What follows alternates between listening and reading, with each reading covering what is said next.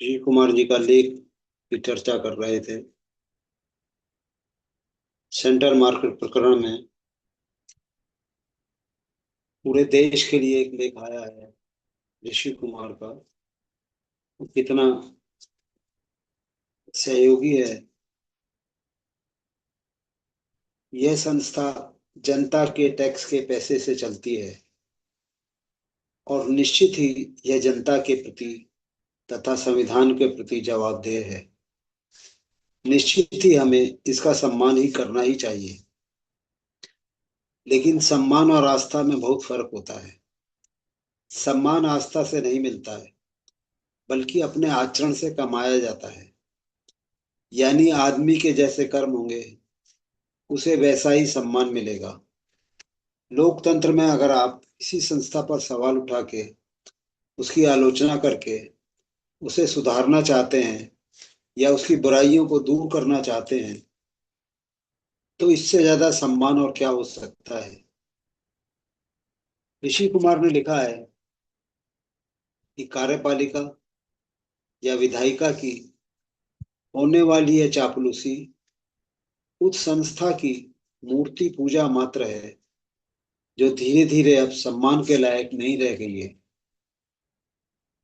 लोकतंत्र में पावर का यानी शक्तियों का पृथक्करण इसलिए महत्वपूर्ण है ताकि संतुलन बना रहे। और इतिहास भी इस बात का सबूत देता है कि जब भी न्यायपालिका इस संतुलन को खो देती है तो क्या होता है। 2016 में तुर्की में तख्ता पलट के प्रयास हुए और उससे जुड़े होने के संबंध में 4,000 से ज्यादा जजों को पद से हटा दिया गया था या लंबित करना पड़ा था। हंगरी में भी कुछ ऐसा ही हुआ था। जब संस्थाएं अपनी आलोचनाओं को राज्य पर हमले के साथ जोड़ देती हैं तो माहौल बिगड़ने लगता है और फिर छोटी छोटी चीजें भी बड़ा नुकसान करने लगती हैं। एनसीईआरटी का वो चैप्टर न्यायपालिका की प्रशंसा कर रहा है, कोर्ट के महत्वपूर्ण फैसलों का जश्न भी मनाता है, न्यायपालिका को लोकतंत्र का प्रहरी कहता है। मगर उसी चैप्टर को गहरी साजिश के रूप में सुप्रीम कोर्ट देख लेता है। यह बताता है कि भ्रष्टाचार पर पूर्व चीफ जस्टिस के शब्दों को लिखना जानबूझकर गलत बयानी है। क्या अपने इस लेख के अंत में ऋषि कुमार ने कहा है कि इस न्यायालय को अपनी असलियत याद आने में कितना वक्त लगेगा, ये भगवान ही नहीं है, कोई सम्राट नहीं है, ये सत्य और निंदा से परे भी नहीं है। इसलिए अगर हम सब आज नहीं बोले तो हमेशा के लिए चुप रहना पड़ेगा। अपने इस लेख में ऋषि कुमार ने इस बात का सबूत भी पेश किया है। शायद यही कारण है कि चोट बहुत गहरे तक लगी है। यूनिवर्सिटी ने ऋषि कुमार को यह लेख डिलीट करने को कहा है इंटरनेट से। इस पर वो लिखते हैं कि मैं उसे डिलीट नहीं करूंगा। मैंने इसे पूरी जिम्मेदारी से अपनी पर्सनल कैपेसिटी में लिखा है। मैंने अपनी पहचान को यूनिवर्सिटी से नहीं जोड़ा है। यह मेरे निजी विचार हैं। इन पर यूनिवर्सिटी का कोई अधिकार नहीं है। आप मेरी आवाज, मेरी अंतरात्मा के मालिक नहीं हैं। यूनिवर्सिटी की अपनी ही आचार संहिता में लिखा है कि छात्रों को अपने विचार व्यक्त करने के अधिकार का सम्मान किया जाना चाहिए। फिर यूनिवर्सिटी इस तरह के भारी दबाव में कैसे झुक सकती है। कोर्ट और बार के मेंबर इस दबाव के पीछे हैं। मुझ पर दबाव बनाना तो यूनिवर्सिटी के मूल्यों का भी अपमान है। मुझे अपने लेख डिलीट करने में ही मेरा और यूनिवर्सिटी का हित है। इसमें छिपी हुई धमकी है। मुझे विश्वास है कि मैंने अपने अधिकार में रहकर ये लेख लिखा है। सोचने वाली बात यह है कि जब ऋषि कुमार ने कोर्ट के एक फैसले और न्यायपालिका के इतिहास को ही जब पब्लिक में रख दिया, तो वकीलों और जजों में खलबली क्यों मच गई। इस लेख से किसी की साख कैसे खराब हो सकती है। सच तो यह है कि यूनिवर्सिटी को ऐसे युवाओं को सम्मानित करना चाहिए और आम जन को भी ऐसे लेखों से प्रेरणा लेनी चाहिए।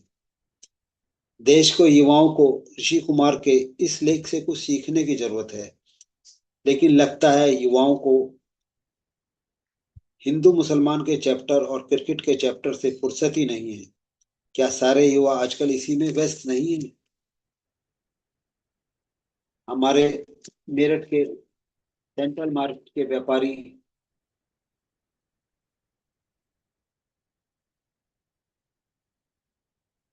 गणों के लिए भी ये लेख एक दिशा देता है, और हमारा निवेदन है कि आज की इस चर्चा को देखें। अभी ये चर्चा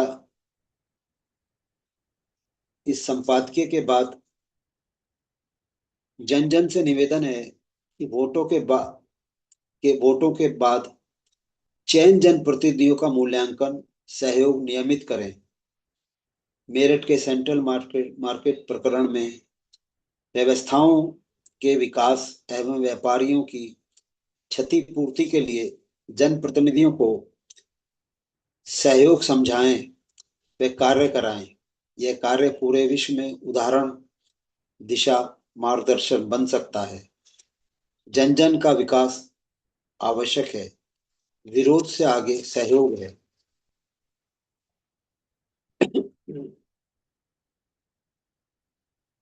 इतिहास को देखें और नया इतिहास बनाएं।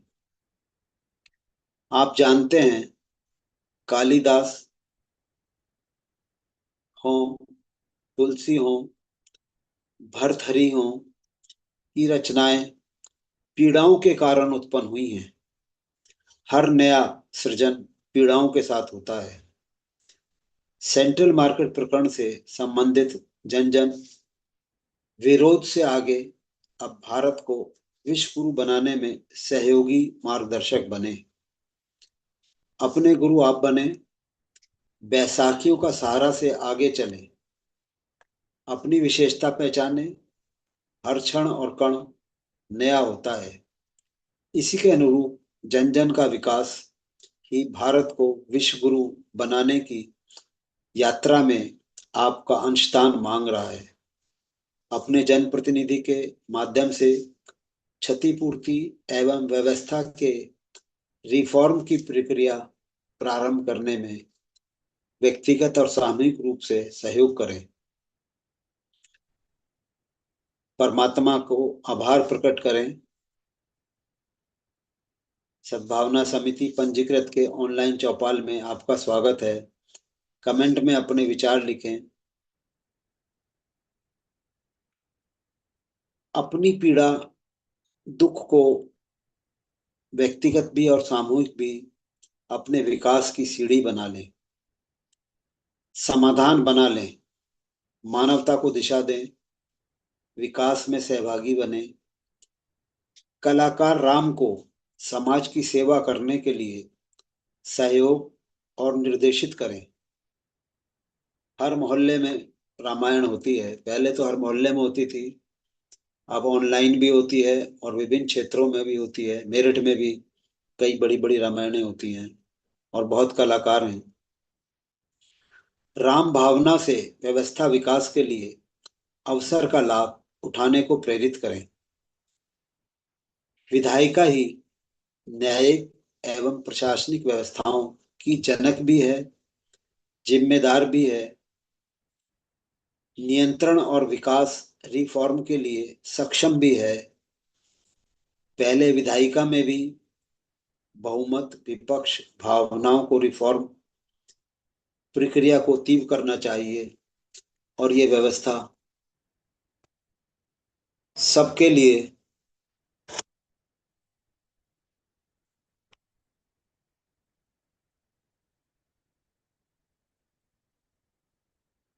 ये व्यवस्था सबके लिए लाभप्रद होगी। पुनः सबसे अनुरोध कि इसमें सहयोगी बने। आज यहीं विराम देते हैं